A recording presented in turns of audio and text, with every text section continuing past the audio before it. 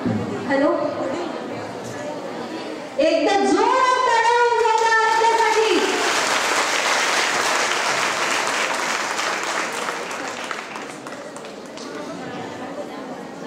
आराध्याचे स्वागत माननीय ढवळे सर करतील अशी मी त्यांना विनंती करते.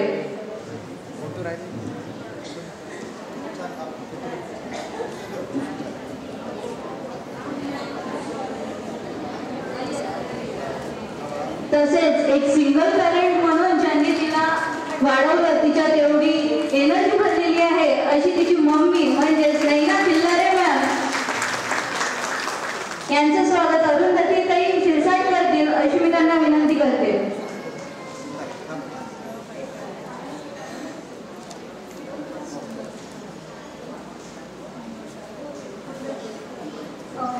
नैना खिल्लारे मॅम यांच्यासाठी एकदा जोरदार टाळ्या होऊन जाऊ द्या, कारण त्या सिंगल पॅरेंट आहेत आणि त्यांची मुलगी तुम्ही पाहू शकता किती छोटी आहे. एवढ्या छोट्या वयात त्या मुलीला एवढा उत्साह आहे, म्हणजे विचार करा की भारताची नंतरची पिढी कशी असू शकते.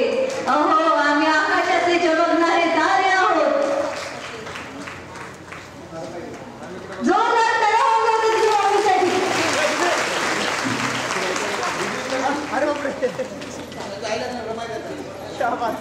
आराध्याला विविध स्तरातून आता टाळ्यांच्या स्वरूपातून तसेच बक्षीस स्वरूप सुद्धा तिला मिळत आहे. तिचं भविष्य पहा, इतक्या लहान वयामध्ये तिच्या आवाजामध्ये किती दम आहे. मनापासून तिनं ते सगळं व्यक्त केलेलं आहे आणि म्हणूनच ते आपल्याला भावलेलं आहे. तर आपल्या अकोला ग्रुपच्या सक्रिय सदस्या वंदनाताई निंबाळकर ह्या सुद्धा तिला छोटीशी भेट देणार आहेत. वंदनाताई यांनी 200 रुपये आराध्याला सेपरेट भेट म्हणून एक आशीर्वाद रूप दिलेला आहे. तर तिथं सर्वांनी आपण पुन्हा एकदा टाळ्याच्या गडगडात तिचं स्वागत करावं. तसेच कल्पनाताई खंडारे आणि सर्वांचे मनपूर्वक आभार मानते मी की माझ्या मुलीला तुम्ही थोडासा वेळ दिला आणि किरणताईचे विशेष करून आभार मानते. थँक्यू. तसेच कल्पनाताई खंडारे यांनी सुद्धा तिला 200 रुपयाचं बक्षीस दिलेलं आहे. तर आराध्याची मम्मी आपल्याला आभार मानत आहे. तर आम्ही स्वतः तुमचा आभार मानत आहोत की तुम्ही इतकं छान व्यक्तिमत्व तुम्ही घडवत आहात आणि आपल्याला पुढील पिढी जर धम्माप्रती वळवायची असेल तर तिच्यामधला आत्मविश्वास आपल्याला असा वाढवायचा आहे. हे ज्वलंत उदाहरण आराध्याच्या आईच्या रूपातून आपल्याला दिसत आहे. खूप सुंदर असं तिला भारावून टाकलेलं भाषण आपल्या समोर व्यक्त केलं. तर खूप खूप धन्यवाद बेटा. अशीच तू प्रगती करत राहा, पुढे जा.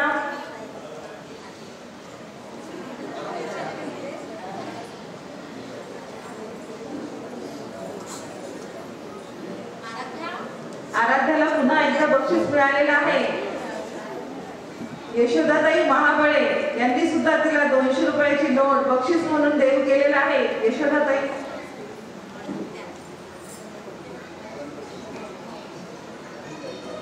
टाळ्या होऊ द्या.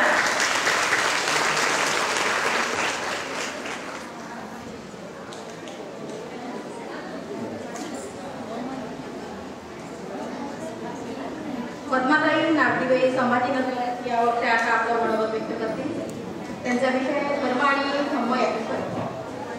पद्माताई नागदिवे संभाजीनगर.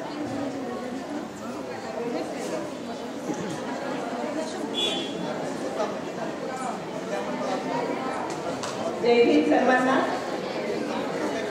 आपल्या समोर एवढ्याशा चिमुकलीने इतका उत्साह वाढवलेला आहे.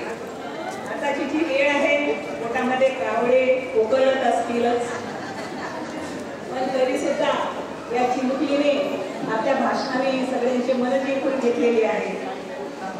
सुरुवातीला सर्व आदर्शांना त्रिवाळवंदन. मंचावर धम्ममंचावर उपस्थित धम्मभगिनी धम्मबांधव बालबालिका यांना सप्रेम जय भीम करते. आज माझा विषय आहे धर्म आणि धम्म. तर डॉक्टर बाबासाहेब आंबेडकर यांनी बुद्ध आणि त्याचा धम्म यामध्ये धर्म आणि धम्म हे विषय हाताळलेला आहे. तर आपल्याला डॉक्टर बाबासाहेब आंबेडकरांनी बुद्ध आणि त्याचा धम्म हा अनुभव ठेवा दिलेला आहे.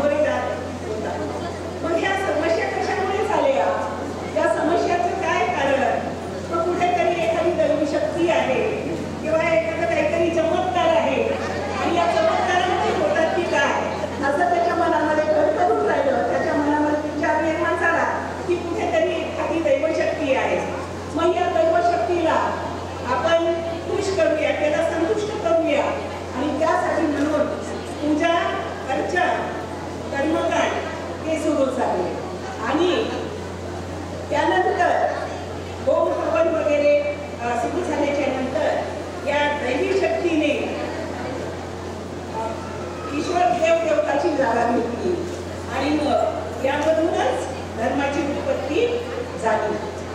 आणि या धर्माची उत्पत्ती झाल्याच्या नंतर कर्मकांडाला मात्र अवाजवीय असं महत्व झालं. आणि या अवाजवी महत्वामुळे पुरोहित वर्ग तयार झाला. आणि मग या पुरोहित वर्गाने काय केलं तर अनेक असे लिखित साधनं निर्माण केली पोट भरण्यासाठी.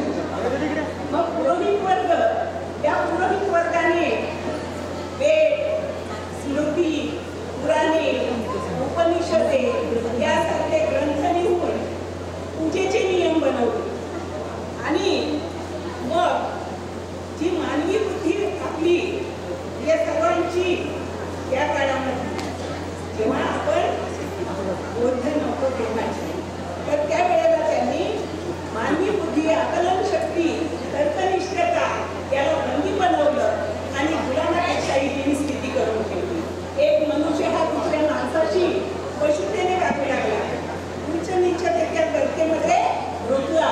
आणि त्यानंतर ब्राह्मण, वैश्य, क्षत्रिय, शूद्र अशी वर्ण व्यवस्था, जातीवर्ण व्यवस्था लागू केली. आणि संपूर्ण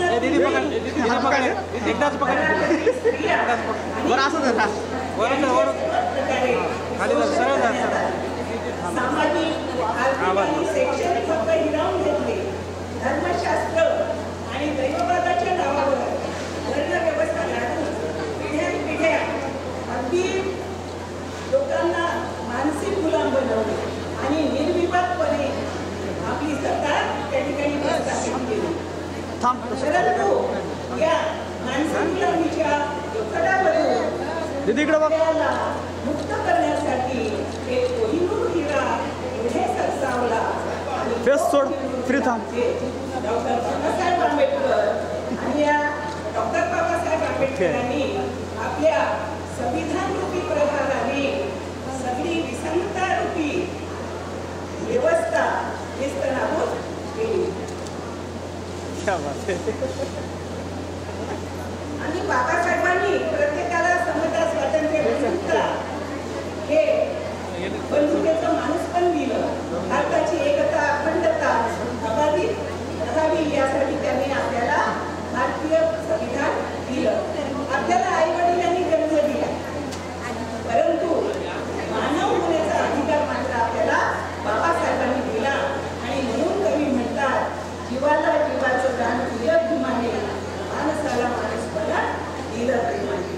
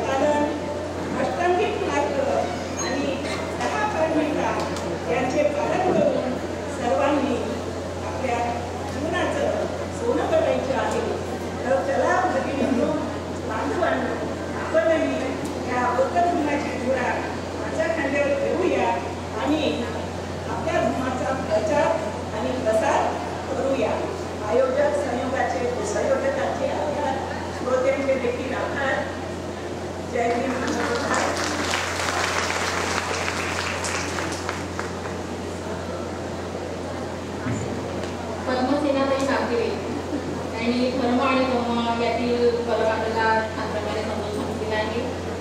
याच्यानंतरच्या आपल्या वक्त्या आहेत नीतलताई रामटेके वाशिम. त्यांचा विषय आहे भारतीय संविधानाने महिलांना दिलेले स्वातंत्र्य. भारतीय संविधानाने महिलांना दिलेले स्वातंत्र्य. नीतलताई रामटेके.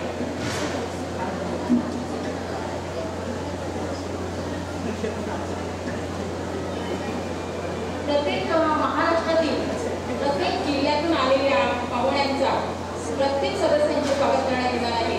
पुष्पगुच्छ आणि जग बदलणारा माणूस हे ग्रंथ देऊन हा स्वागत करण्यात येईल. तरी प्रत्येकाने यासाठी निरोप समारंभासाठी तयार आहे.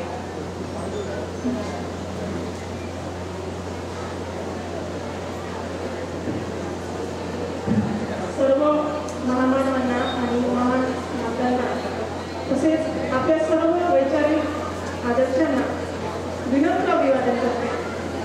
मंचावर उपस्थित मान्यवर तसेच फुले शाहू आंबेडकर विचारधाराने प्रेरित असलेल्या आणि त्यांचा वारसा अविरतपणे पुढे नेणाऱ्या माझ्या सर्व धम्मभगिनी आणि धम्मबंधूंना माझा मानाचा, सन्मानाचा आणि स्वाभिमानाचा जय भीम.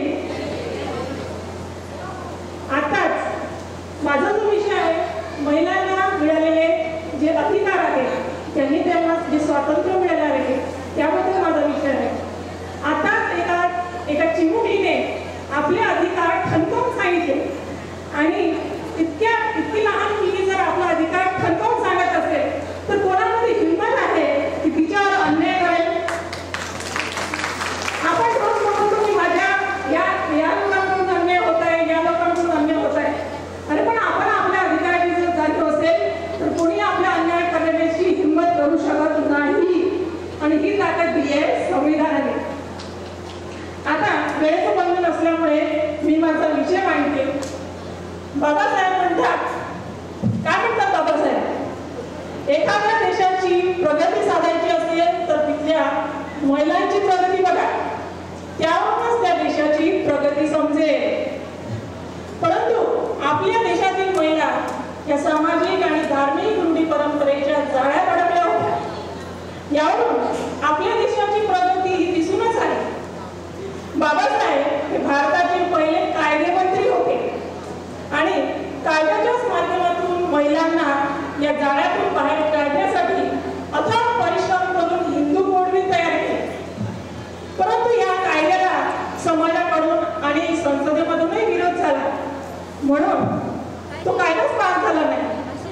आणि बाबासाहेबांनी हा कायदा पास झाला नाही म्हणून आपल्या मंत्रिपदाचा राजीनामा देणारे बाबासाहेब हे एकमेव व्यक्ती होते की आपल्या पदाचा राजीनामा दिला.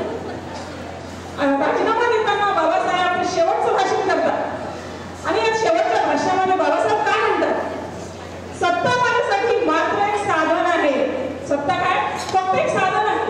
याने जर साध्य होत नसेल तरी साधनामध्ये काय कामाची, ही सत्ता मध्ये काय कामाची? यावरून बाबासाहेबांची कळकळ जी आहे ती लक्षात येते. 26 जानेवारी 1950 रोजी संविधान या देशामध्ये लागू झालं. संविधानाने महिलांना जे मूलभूत अधिकार दिले त्यामुळे खऱ्या अर्थाने महिला या स्वतंत्र झाल्या. आणि आज त्या संदर्भातच मी इथे काही मुद्दे मांडणार आहे. संविधानातल्या काही तरतुदी आहेत ज्या आर्टिकलनुसार आपल्याला माहीत असणे आवश्यक आहे, हाच माझा मुद्दा आहे. आणि त्यातले काही निवडक तरतुदी आहेत त्याच मी सांगणार आहे.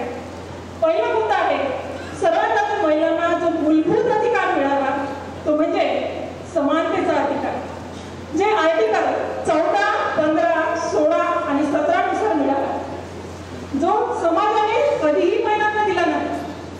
संविधानामध्ये समानतेची तरतूद झाली परंतु त्याने समानता प्रस्थापित झाली नाही. म्हणून त्याची योग्य अंमलबजावणी करण्यासाठी महिलांना काही स्पेशल तरतुदी कराव्या लागल्या, काही स्पेशल ट्रीटमेंट त्यांना द्यावी लागली. आणि म्हणून आर्टिकल 15(3) नुसार काय केलं? स्पेशल तरतुदीनुसार रिझर्वेशनची तरतूद करण्यात आली. महिलांसाठी विशेष कायदे करण्यात आले. महिलांसाठी वेगवेगळ्या योजना असतात त्याची तरतूद करण्यात आली.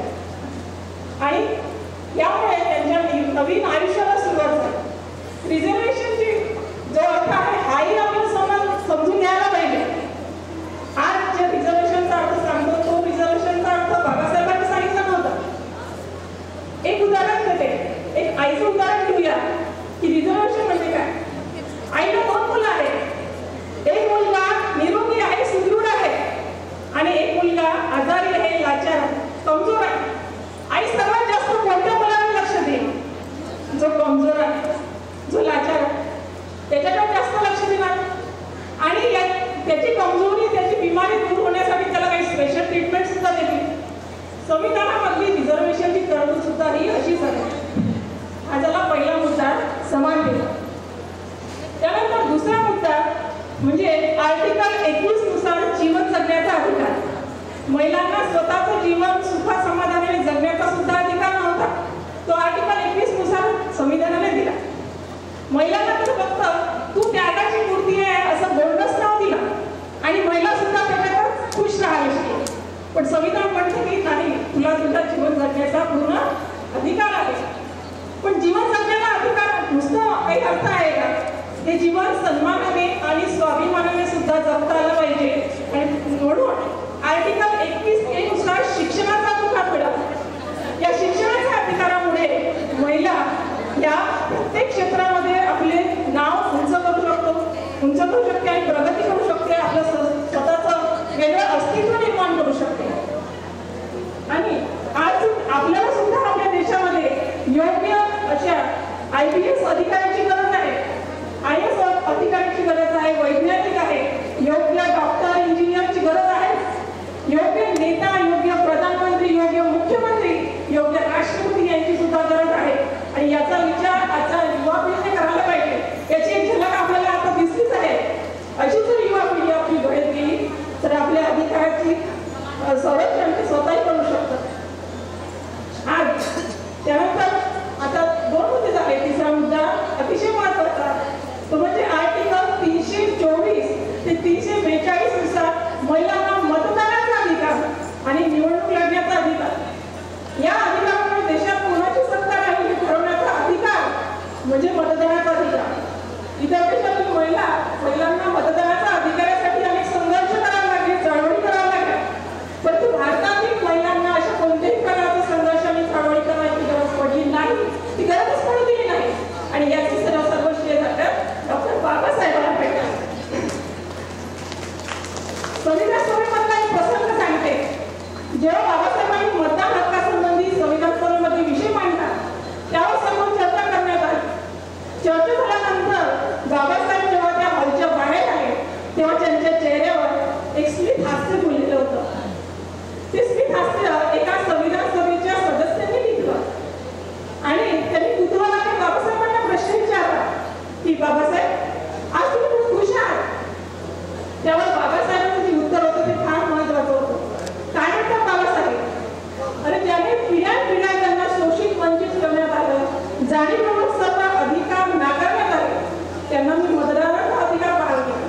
भविष्यातील व्यक्ती आपला स्वतःचा प्रतिनिधी निवडतील आणि आपल्या प्रतिनिधी संसदेत पाठवतील आणि आपल्या हक्क अबाधित आणि सुरक्षित ठेवू शकतील. याचे आज मला समाधान आहे आणि म्हणून मी खुश आहे.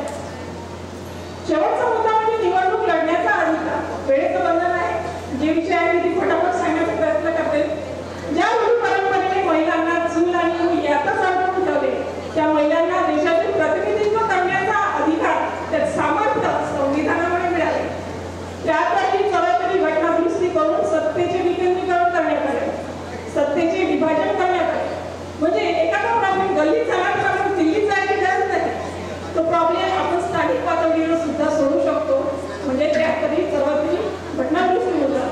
महिलांना 50% आरक्षण मिळालं. त्यानंतर हे काही निवडक तरतुदी आहेत ज्यामुळे महिला स्वतःची प्रगती करत देशाची प्रगती सुद्धा साधू शकते. संविधान जाणणं म्हणजे बाबासाहेबांच्या विचारातून, बाबासाहेबांच्या संकल्पनेतून जाणणं की त्यांना भारत कसा घडवायचा होता, भारत कसा निर्माण करायचा होता हे जाणणं. प्रत्येकाने संविधानाची योग्य जाण असेल तर कोण संविधानात सुसंगत काम करतोय, कोण संविधानाच्या विरुद्ध काम करतोय, कोण भ्रष्टाचार करतो आणि कोण आपली दिशाभूल करतोय हे आपल्याला समजेल संविधानामुळे. म्हणून प्रत्येकाने संविधान जाणणं आवश्यक आहे.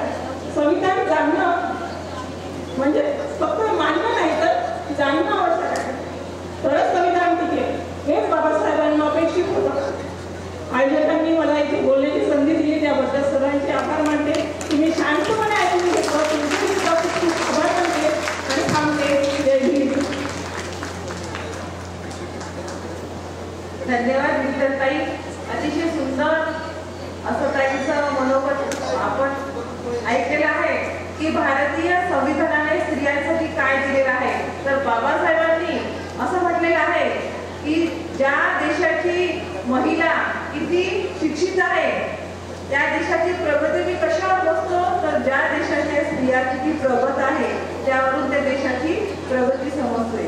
अशा प्रकारे विद्याताईंनी भारतीय संविधानामध्ये महिलांना दिलेले स्वातंत्र्य उचित असं त्यांनी त्यांचे मुद्दे मांडण्याचा प्रयत्न केला. खूप खूप धन्यवाद ताई. त्यानंतर रत्नकलाताई बनसोड यांना मी विनंती करते की त्यांनी आपला विषय मांडावा. त्यांचा विषय आहे शिक्षणाची वाईट अवस्था. शिक्षणावर बोलण्यासाठी मी आमंत्रित करते रत्नकलाताई बनसोड.